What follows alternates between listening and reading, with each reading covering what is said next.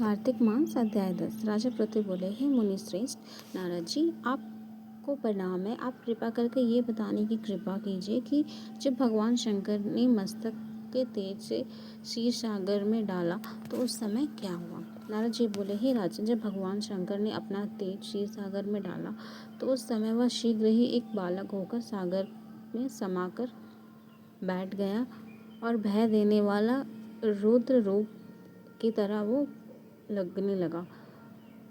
उसे संपूर्ण जगत व्याकुल हो उठा।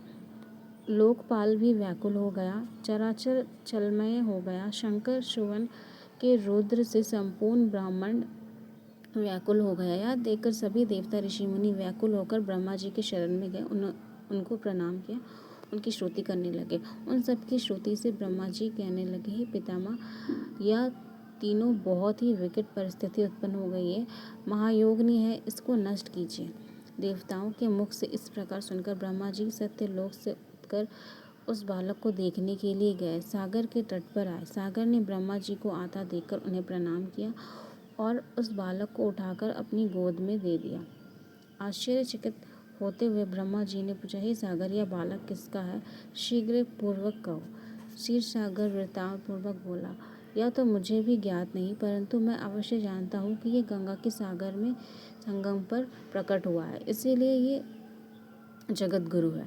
आप इस बालक का जात कर्म आदि संस्कार करके इसकी जातक फल बताइए। नारद जी पृथु से बोले। सागर ब्रह्मा जी के गले में हाथ डालकर बार बार उनका आकर्षण कर रहा था। फिर उसने ब्रह्मा जी के गाल इतनी जोर से पकड़े, उसने पीड़ित होकर ब्रह्मा जी की आंखों से अश्रु टपकने लगे। ब्रह्मा जी के दोनों हाथों को जोर से लगाकर किसी प्रकार सागर ने उससे अपना गला छुड़वाया और सागर से कहा, हे सागर, सुनो, मैं तुम्हारा इस पुत्र का जातक फल देता हूँ। मेरे नेत्र से जो यह जल निकले है, इसका कारण इसका नाम जलंधर होगा। उत्पन्न होते ही यह तरुणावस्था को प्राप्त होगा। इसके लिए यह सभी शास्त्रों का परिक्रम, महापराक्रमी, महावीर, महाबलशाली, महायोद्धा और रण में विजय प्राप्त करने वाला होगा।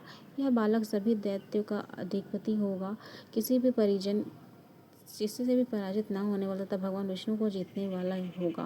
भगवान शंकर को छोड़कर यह सभी अथवा होगा।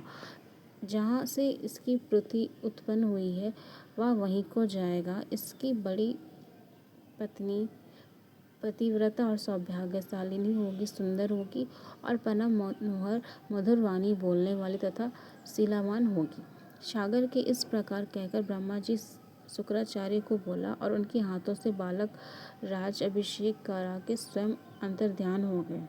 बालक को देखता हुआ सागर प्रसन्न की सीमा से नारावा हर्षित मन से घर आया और फिर सागर से उसने बोला, बालक का लालन पालन करो, उसकी पुष्टि की। कलमनी नामक असुर से बुलाकर वृंदा नामक कन्या से विधि पूर्वक उसका ब्याह करा दिया।